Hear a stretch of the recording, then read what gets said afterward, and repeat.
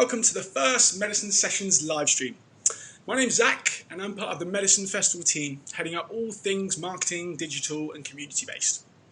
We spent the past few weeks piecing together a programme filled with a wide range of thought leaders, practitioners, panellists, musicians and films to keep everyone entertained given the current socio-economic climate. Our intention for these weekly medicine sessions is to provide uplifting as well as thought-provoking content every single week as we journey through lockdown and the current pandemic together. They'll be live on our Facebook page and YouTube channel at 8 PM GMT+1 or British Summertime, Sunday evenings. But don't worry if you missed them, we will try to upload them directly and immediately afterwards.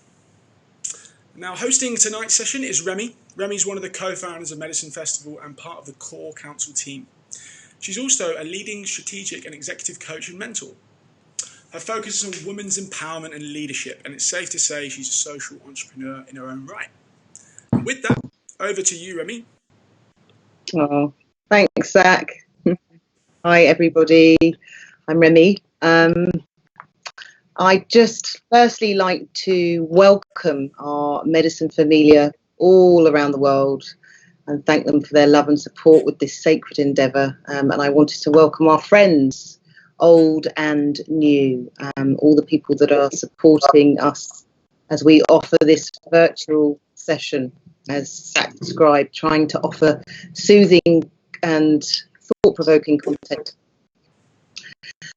Just a reminder that Medicine Festival is due to launch on August the 27th, 2020, subject to COVID-19 and all that is unfolding. And for anyone watching that isn't entirely familiar with Medicine Festival, this is a new gathering for people and planet. So over a 5-day period, we seek to create a space to explore our central question, which in this time of great peril, but also great promise, how can we be the medicine and address some of the huge challenges we face as a human race and planet? I'm just going to say something, Zach. I've got quite a lot of feedback. Is it okay? Coming through okay? Okay.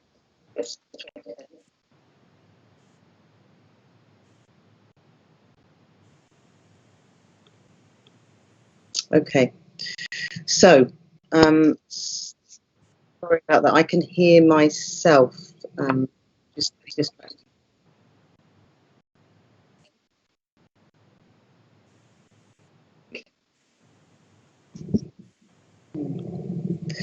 Okay, it might just be my side. So, as I was saying, how can we be the medicine and how can we address some of the huge challenges we face as a human race and a planet? And so to help us do that, we have invited thought leaders, activists, artists, musicians, DJs, storytellers, indigenous elders, wisdom keepers, healers, comic fools, the whole gamut, in a hope that we can explore and inspire the deep regenerations of our hearts and our communities and our world. And so as we journey through lockdown and pandemic together, we really hope that these sessions are soothing and uplifting and that they stimulate our thinking as well as our feeling. Now tonight, we are very blessed to have Mac McCartney. Mac, we're delighted to welcome you and thrilled to have you open our inaugural medicine session. Thank you. Many of you may know Mac. Those that don't, Mac is an international speaker, author, change maker, leadership consultant.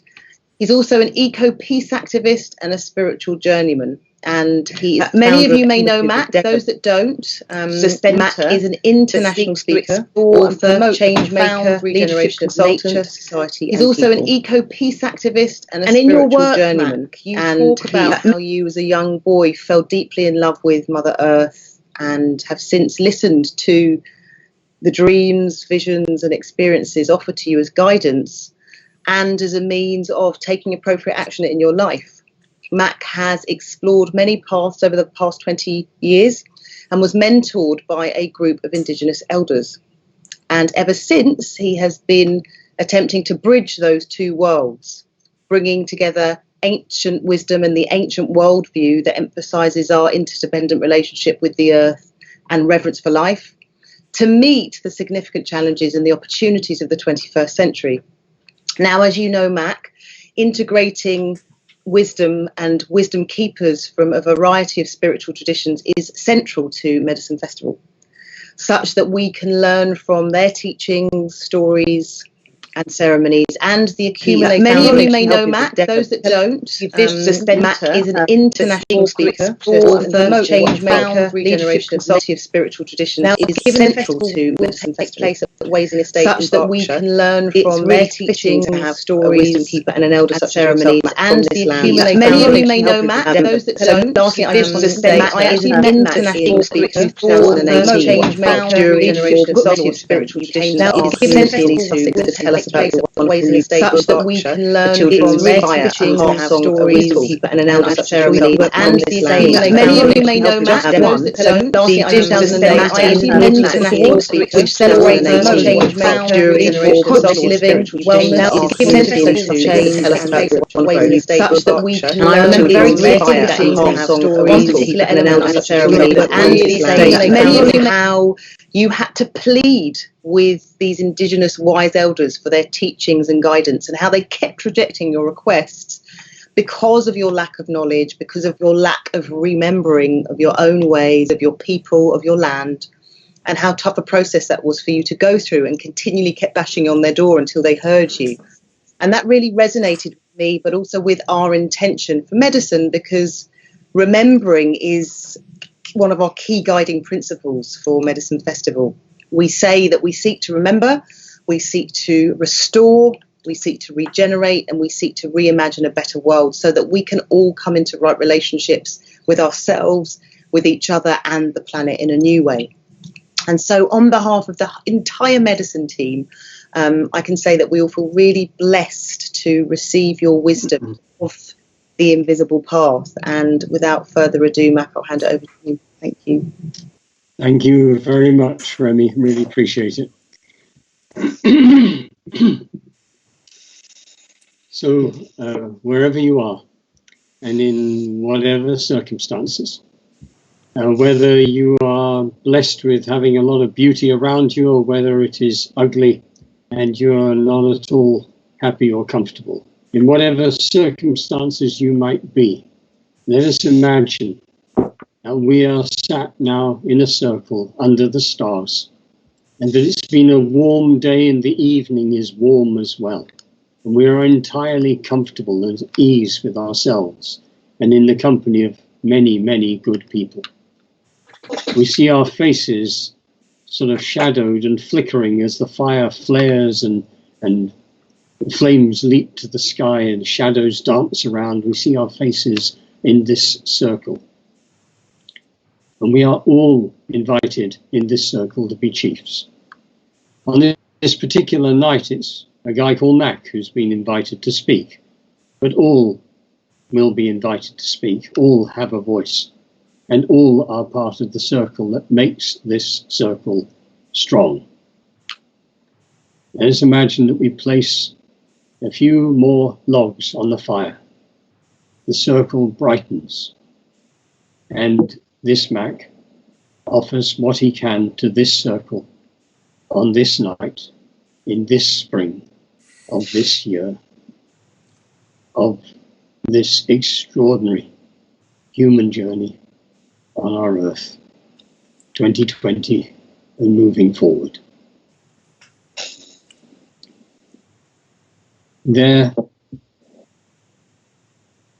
will have been times when life has in some way touched you on the shoulder, when there has been the opportunity for you in some way or other to wake to the extraordinary invitation that was made to you. I like to imagine that in some time before I was born, words were whispered in my ear. Over the next few years, in the context of the planet to which you will be born, You are invited to bring yourself to this life fully, authentically, courageously, and with imagination. I would say that over multiple times in all of our lives, something has taken place which has reminded us of that original pledge, of that original invitation. And yet, if you're anything like me, multiple times, you will somehow have shrugged it off, or declined the invitation, or in some way sort of not taken the opportunity as it was presented to you. The invisible path is a way, I suppose, but it is a way that is not founded on belief. And I do not proselytize that way either. It is a dream that I had that began this whole process, an awakening. And I have chosen to follow it because it has meant a great deal to me and it rings true to me. So I'm offering it to you tonight for your own consideration, for your own way to think about it.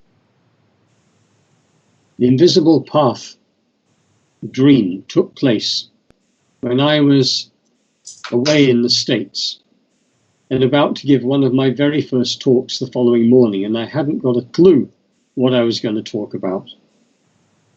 I went to bed that night, moving between feelings of terror and feelings of somehow sensing that it would all be fine when the moment came. But I really wasn't quite sure whether that was just wishful thinking or whether it really was how it would be. I fell asleep, and then this dream came to me. And it was in every way extraordinary. So it was not like any dream that I'd had previously. Everything was alive within the dream. It was like I really, truly had stepped into some other kind of reality, I suppose. So as I speak to you now about this dream, just maybe close your eyes or just feel into it and imagine what this dream and how it is and how it might have spoken to you. It was evening time, and light was beginning to fade. The sun had dipped, and it was that extraordinary moment when light seems to bleed away into the land and evaporates like mist. And I was stood on a small hill in a kind of moorland landscape. For those in the UK, maybe like Dartmoor or the North Yorkshire Moors or somewhere of that kind, a kind of heathland. And I'm stood there, and I suddenly have this profound sense that something truly important is about to happen, but I have no idea what it is. So in the dream, I am moving and turning and facing in different directions, and I'm trying to just see what it is that might be happening. And all the time, the light is just gradually being drawn into the land. And we're moving into that dusk period. As the light reduces, I suddenly begin to see what I feel to be this slight, almost, I'm not even sure if I've seen it at first, but this slight sort of pulsing, shimmering path appearing in front of me that reaches out ahead of me and disappears over the brow of the hill. And then I can see it half a mile away, climbing another hill, traversing across the hillside and then disappearing again. And then I can just in the very furthest distance see it like a pencil line of silver far away, and it glows, it pulses. It is beautiful. And it calls to me. I feel it's like it has a presence. It has a sense to it. And as I watch and feel this extraordinary, shimmering, glowing pathway that moves from my feet and goes forward, I have a knowing that this path called me into this life. and is perhaps what we might call this path of destiny, path of invitation, that on some level and way in which I do not really understand, that I had accepted the invitation to walk this path to the very best of my ability throughout the duration of this life on earth. But I had a realization that this pathway had been with me my entire life, but I could only ever see it when asleep. And that is the challenge of the invisible path. For we walk our lives without being able to see the path, but it is still there. When we dream, I believe that for me at least, as it were, I come into some kind of visceral relationship with that pathway and everything that it represents. The great challenge for all of us really is, how do I find my way when there doesn't seem to be any handrail? There is nothing that I can hold. And so, of course, we go seeking those who can perhaps offer us a pathway, a text, a creed, a religion, a way, a philosophy or something. And I've done that as well, of course. I had a guru for a number of years, and the meditation that I did with that guru was extraordinary. But unlike, I would say, many people, and yet like many people, the teachers that I had always at some point revealed themselves to be rather less than they had led me to believe. The guru who I followed for a whole number of years and whose meditation was extraordinary, in the end it turned out that he was much more interested really in the money that came to him and the multiple relationships that he had with the young women who adoringly sat at his feet. I have met all kinds of teachers and have now come to the conclusion really that the spiritual path, the medicine path, is more populated with liars and cheats and thieves than almost any other path put together. So we are challenged to be discerning and to be very careful to whom we pledge our allegiance and follow. And indeed, I would say that any pathway that invites us to do this and set aside our own thinking, our own leadership, our own authority, self-authority, is a pathway that immediately becomes, for me, one that I would avoid. The invisible, and yet, perhaps I should also say, and yet I'm not saying, of course, that there are not also many beautiful paths being offered by beautiful people. The trouble is trying to tell which is which, where it's not really that simple.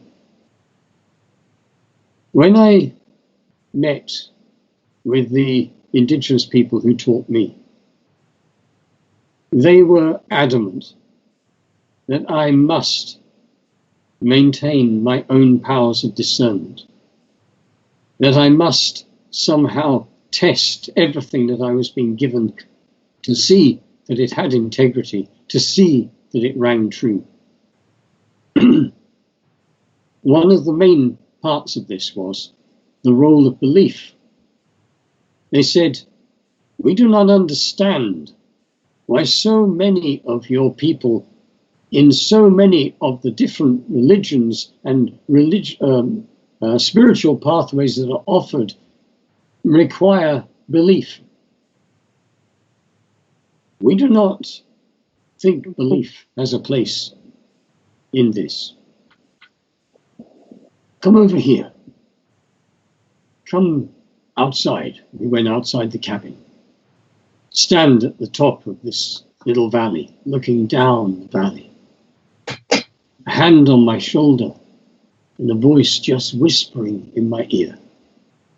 Mac, what do you see? I see a very beautiful valley. I see forest. I see a huge sky. I see a river way far down below. I see buzzards, birds of prey, eagles perhaps, high in the sky. And then this voice just whispers, what you are witnessing is creation. You do not have to believe in creation. You just open your heart wide enough, and you will be on your knees weeping with gratitude for the privilege of a life on this earth. At this time now, in spring 2020, but forever before, and I think ongoing, people will live their lives with very little appreciation, recognition, or gratitude for what they have been given, until the last few months, weeks, or days before that life is removed. And then many, certainly those with whom I have spent time in the period of weeks or so before they died, become truly alive to what it means to be on this earth with a heart beating, drawing breath. And then we see beauty, and we see it like we've never seen it before. The invisible path calling to us and calling to us and saying, walk into this privilege. And of course you will meet challenges. But those challenges will help you discover who you are. In the dream, I suddenly spun on my heel and turned and looked back, and I can see the path behind me. And I can see my footsteps on that path. And because it's like dusted with silver, I can see when I've wandered off the path. I can see these like little children footsteps going off the path. I can see where I've stubbed my toe and fallen over. I can see where I've been overcome with self-pity. I can see when I've got confused and lost direction. And I have this knowing, no matter how far off the spiritual path, the invisible path you walk, you are always only one step from regaining it. That path is embodied love. That path is calling. That path is not judgment. That path is the true core, on the center, the pulse, the lifeline of this life on this earth.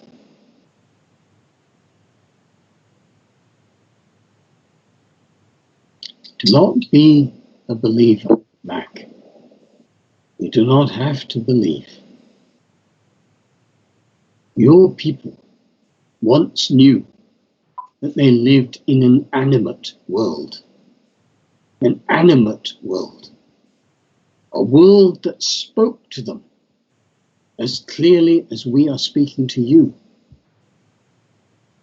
There was a time for your people in those islands of Britain and Ireland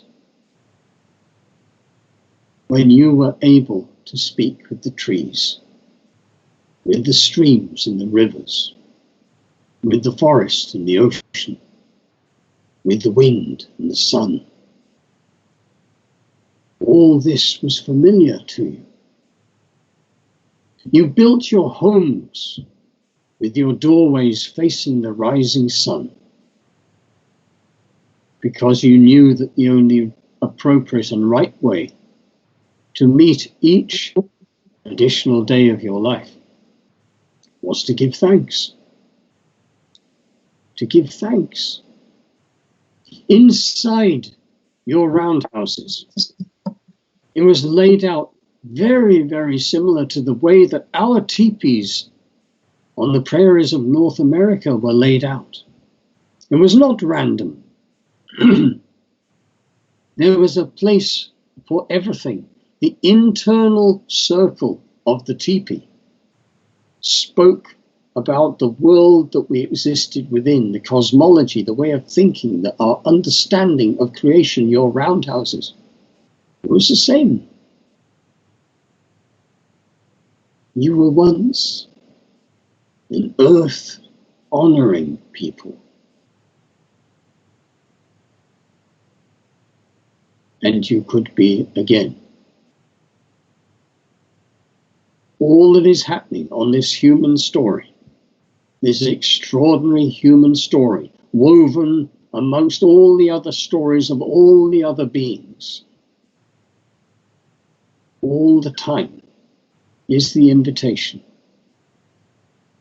to find your way home, to join the family, to take your seat at the Council of Chiefs. You see, nature is not separate from us. We speak about her as if she is, but she isn't. We are nature. We are creation discovering itself. I had another dream at one point in my life when I witnessed this huge explosion, and I saw all these just like sparks of light go out, out, out, out. Who knows? Millions, trillions, years out, out, out. And then as I lived inside this dream, I realized that every tiny spark of that huge explosion was then journeying its way back. It was life expressing itself, if you like, and then calling itself home so that it might know itself. The invisible path, I think, is a reality. It's just a truth. It's a living, pulsing way, and it challenges us with this huge thing, you see, because it doesn't give us any certainty. It doesn't, as it were, say, this is the way. It doesn't allow us to be anything else except our own self-leader. It requires us to be the chief in the circle, and that is why at the very beginning, when we began now, I asked you to, as it were, imagine that you were sat in this circle. And on this occasion, this guy Mac is speaking, but it will be somebody else at some other time. And all people have a voice, and all are invited to become chiefs.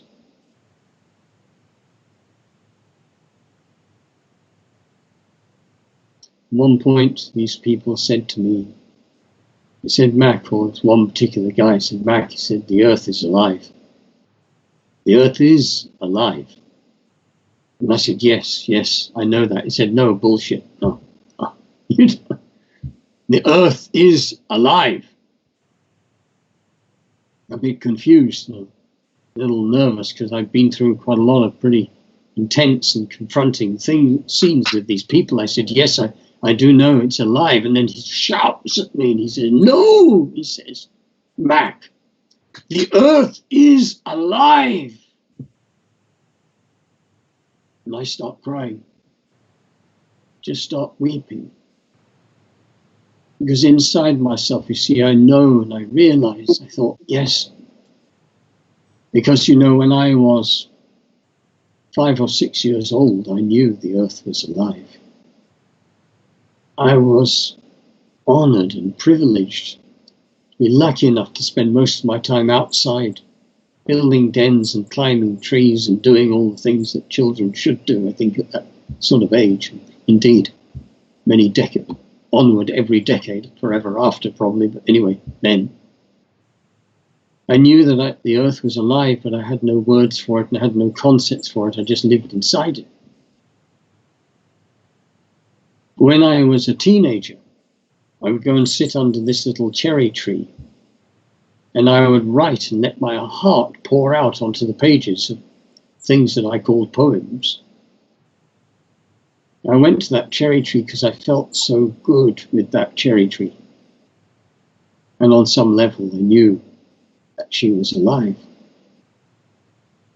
When I went into my early 20s, I went through all kinds of experiences. And I knew that she was alive, but I didn't have the courage to speak that as I really should have done if I had been as a son of this creation, honoring my mother, my grandparents. And so then a little while later, and not so much later, I guess, finally I got to a point when I thought, this that is causing me so much unhappiness and grief, the feeling that I'm invited to inhabit a life that I believe to be inauthentic and have no truth to it, I am being invited to name the truth that I see and to live in it and to speak on behalf of our Mother Earth.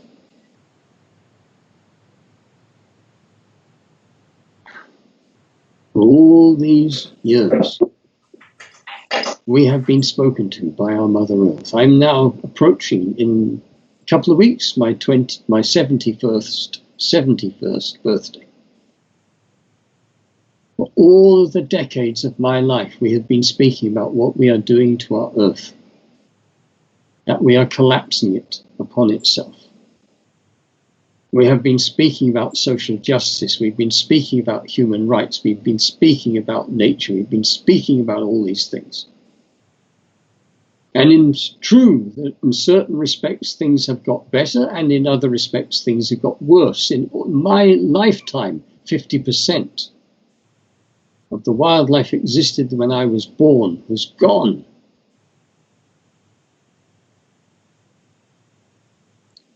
Britain itself, named as one of the most nature-denuded countries within what we call, as it were, the modern world.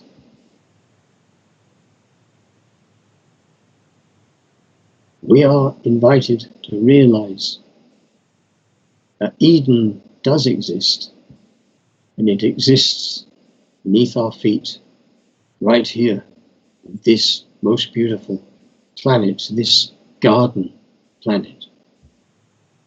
And along with this, we are invited to stand up and speak what is true for us, and to take action, and to put aside all those debilitating thoughts of wondering what other people will say or think. We're invited to do this. And we may follow a particular way or philosophy, spiritual path or religion, and that's fine. But to my mind, you see, those are almost human-created things.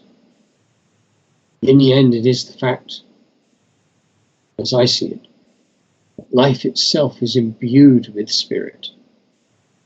And spirit is present whether we believe in it or not. That medicine, the spirit that moves in all things, always inhabits everything.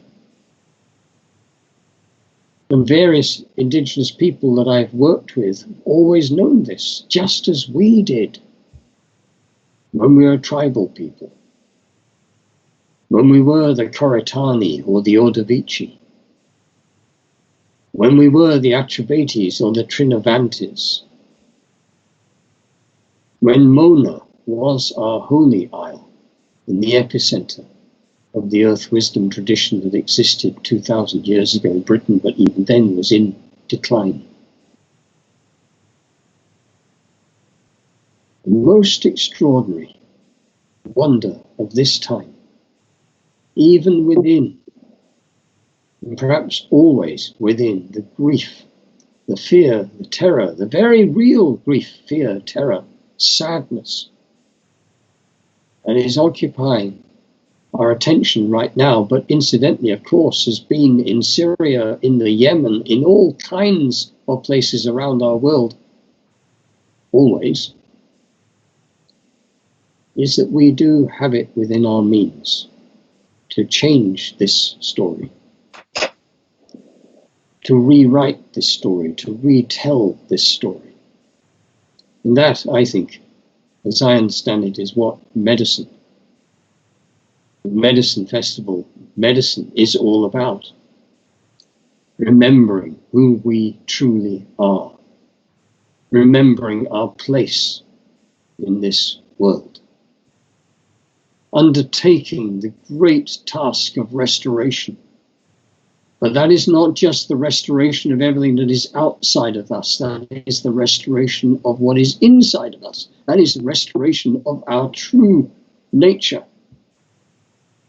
That is us taking a seat in the council of all things. That is us taking a seat in the circle.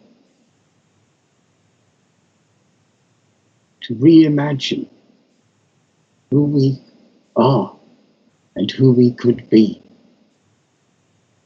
Surely we must do this, because we have all kinds of little ones who are coming on behind us.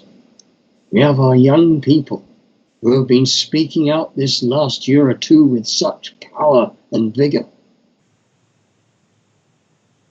Those of us who are my sort of age, as I see it, and I feel I can say this because I am the age I am, what are we doing if we are not standing next to our young people? What are we doing if we are not supporting them? What are we doing if we are not working and contributing and doing everything we can towards their future and the future of all the other beautiful things in this life?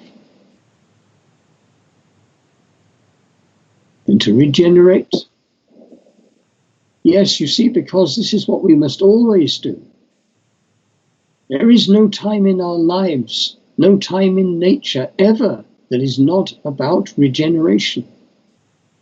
The moment you stop regenerating, you start to decline, you start to implode. So as we grow, we keep regenerating. The life force within us burns, like the sun burns, like the core of the earth burns. We regenerate. And our bodies, you can observe, grow older. And lines begin to appear. And we don't look quite the way that we always thought we looked. And we get surprised when we glance in the mirror. Providing we have maintained one essential thing, which is called our own willingness to laugh at ourselves and our own sense of humor, then we understand that this is just how it is. And obviously things need to grow old so that you can be reborn. But in the end, we just get composted, don't we? Life just moves and moves and moves, and it is wonderful. So I was sharing with Remy earlier today, in the latter part of this day before I came over to be with you. I sat in a chair in front of a big old apple tree. It's in our front garden.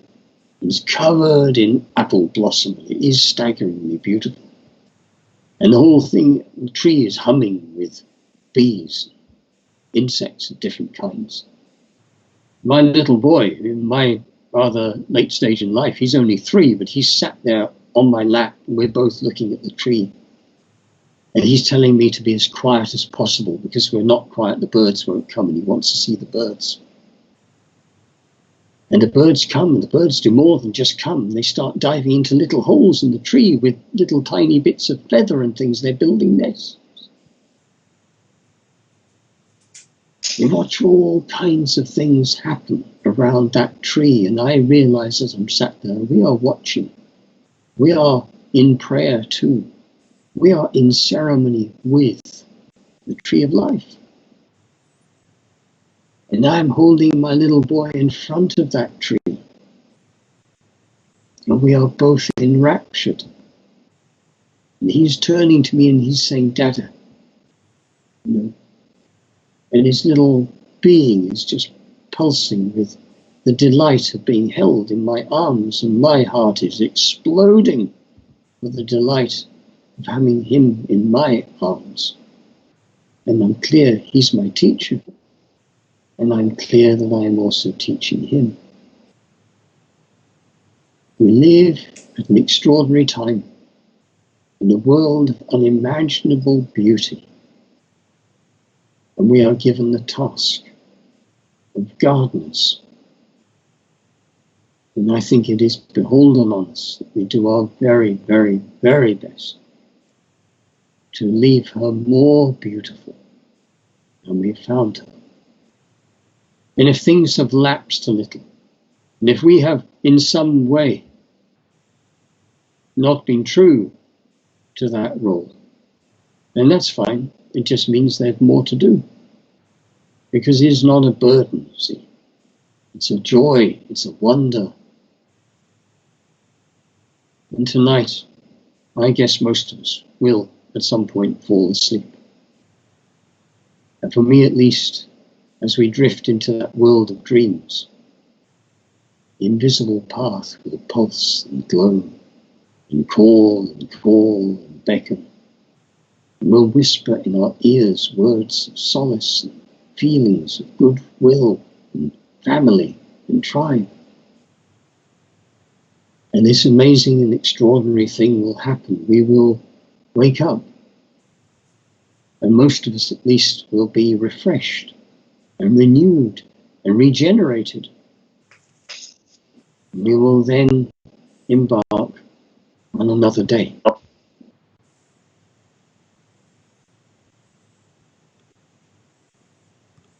I am part of the sun, as my eye is part of me. That I am part of the earth my feet know perfectly.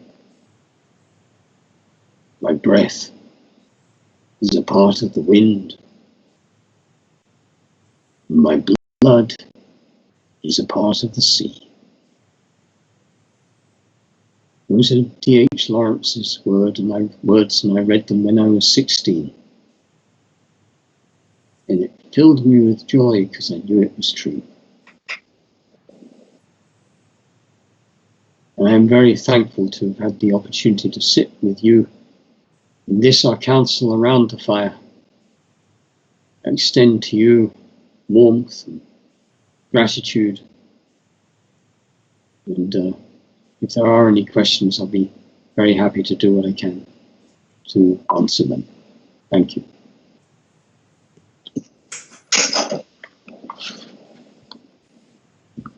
Thank you.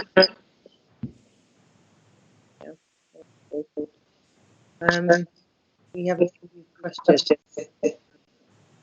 Got one that's just coming up. I want to ask you one a little selfishly, if I may, Mac, just because you talk in your work. We've had a conversation ourselves, but you talk about, you know, the healing path of remembering, and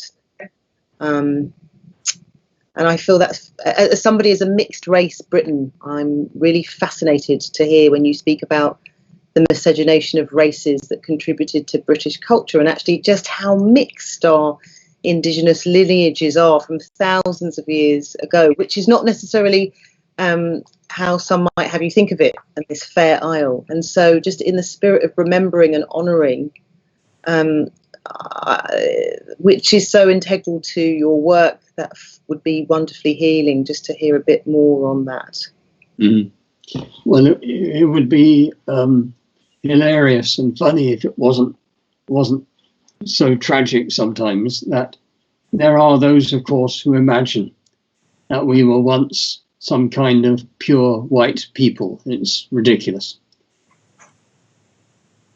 Since time began, people have been landing on the shores of what we now call Britain, from all corners of the world. During the Bronze Age, the trade routes were open over thousands of miles, people coming to Britain, tin, silver, all kinds of things. 2,000 Native American slaves were brought to Britain. And as the people that taught me said, do you not imagine some of them had children? We had a land bridge across to Europe from which came all kinds of streams of different people. And we had another sea-going journeys which were coming from other directions. They have checked the DNA of various, the wonder of science that we have now of people who lived 2,000-3,000 years ago in Britain and discovered there were people here from North Africa and others. And the absolute, for me, crowning glory of it all was when I can't remember whether it was in the British Museum, but some scientists worked on reconstructing from the DNA they had available the earliest humans that were on these islands. And guess what? Out of it came, they were as good as, damn it, black. And that freaked out, the whole, far right story about indigenous Britain and all the rest of it was just so wonderful. So to my mind, it is a story. We are a mongrel people, and all the better for it. We are from everywhere, and this is for me one of the wonders and the joys of it, because it has to do with opening our eyes to the sort of wonder of being alive on some small part of this planet.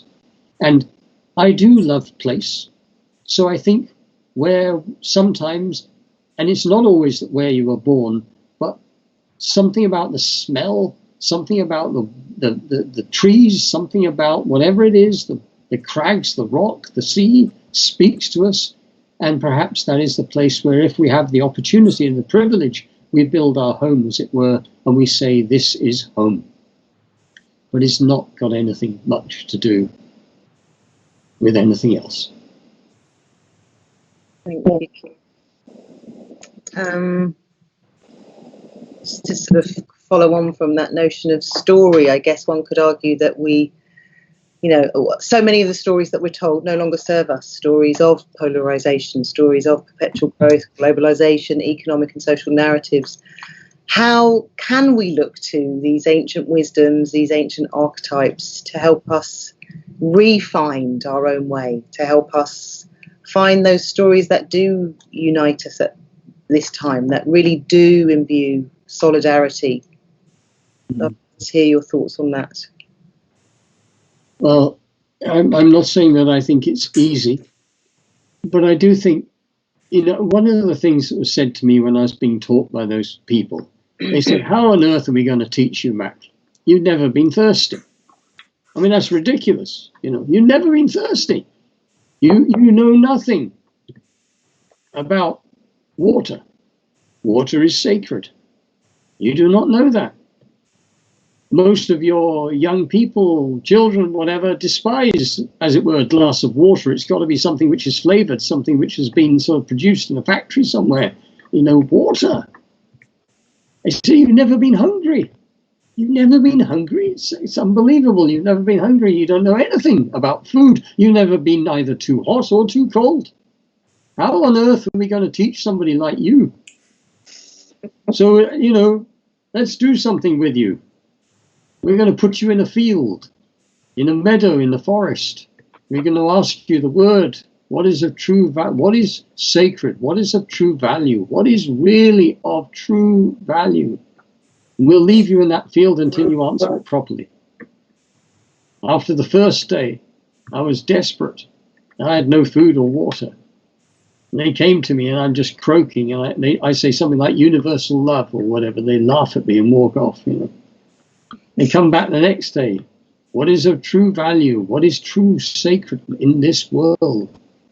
I croak something else. I'm beginning to hate them at this stage, Beginning of the third day, I really believe that I'm dying. I haven't drunk anything. I'm long since forgotten about food, It's blindingly obvious in the telling of the story, but it wasn't to me at the time.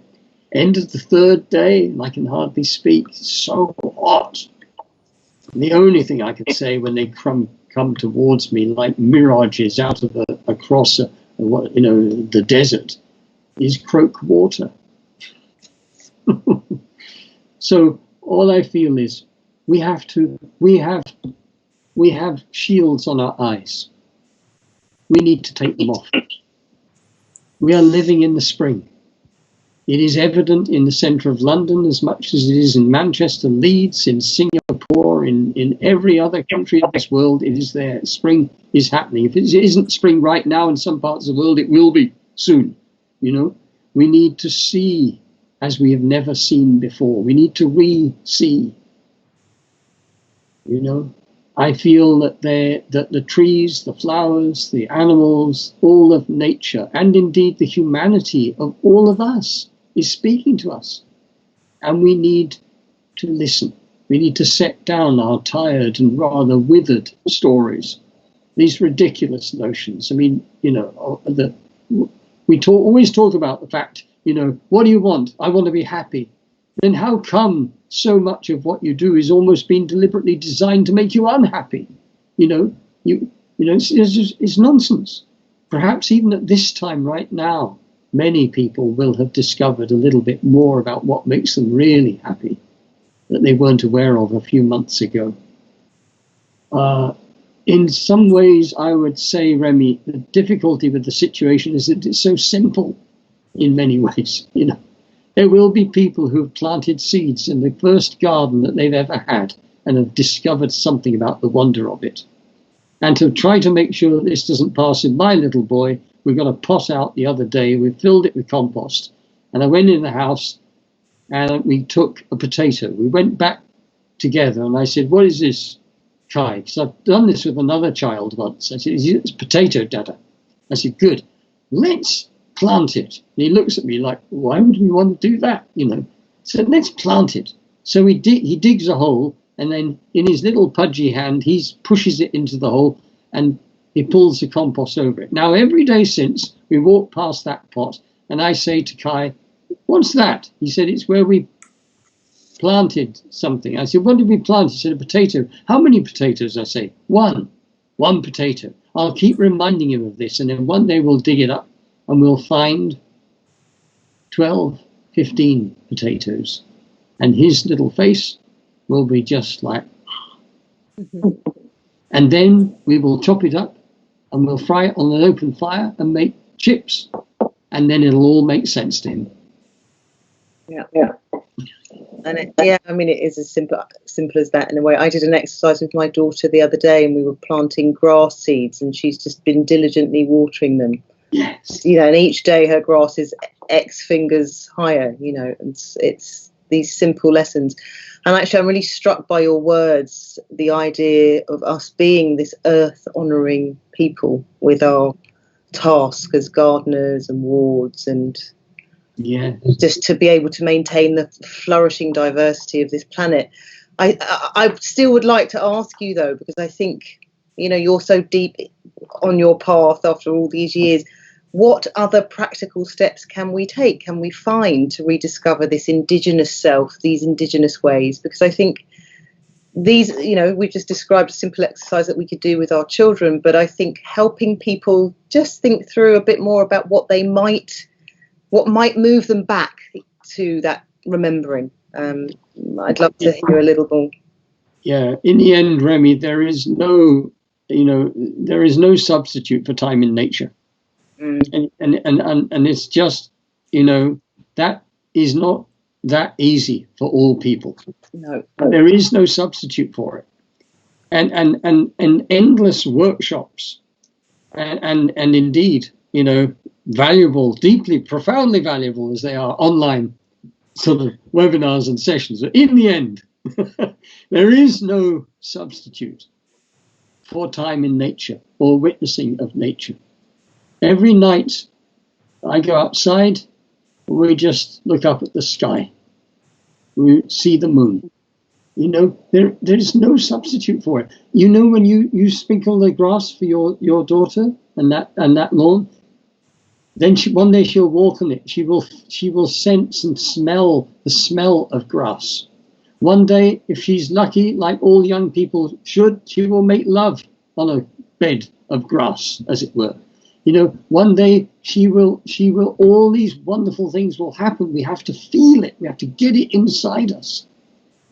And honestly, I would just say this is the beginning. We need to look at our children and see them for actually who they are. People ask me what my daily practice is. Well, I'll tell you, my daily practice is I arrive at this cabin where I'm speaking to you now, and he was hanging out the moment I arrived, this little robin, and he's waiting for me to feed him. I feed him. I hold up my hand with the food on it, and the robin comes, lands on my hand, and he feeds in my hand. He goes shooting off towards a building, a barn, just to my left, and he's back again about 30 seconds later. He takes another bit. I realize he's feeding either his partner or some little chicks in the nest.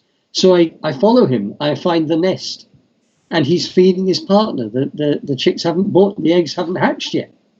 You know, this is a ceremony that's going on. This is a little piece of magic, and he trusts me. He sits on my hand. He didn't begin. I had to do something.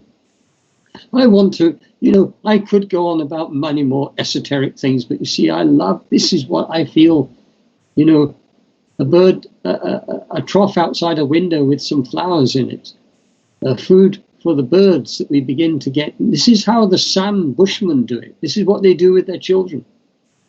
You know, every tiny contact of nature, these are threads which are made between us and nature, and gradually the young human is softened and gentled into realizing that they belong and have a duty to care. I've got a question that's come in from Megan. So, excuse me, I'm just going to read this to you, Mac. It says, I loved what you said about interrogating our experience and not just blindly believing. Do you have any tips for how we evade the sticky trap of believing because it feels good, gives us a sense of certainty, or because someone we trust, follow, wants to believe what has been told to us? Seems very relevant now when people are sharing a multitude of theories about what's going on, and people are believing things uncritically, perhaps understandably, to avoid the challenge of sitting with anxiety, uncertainty, and fear. Do you have, as Megan asks, do you have any tips for how we evade this sticky trap of believing? Thank you, Megan. Yeah, thank you, Megan. Let me just say this.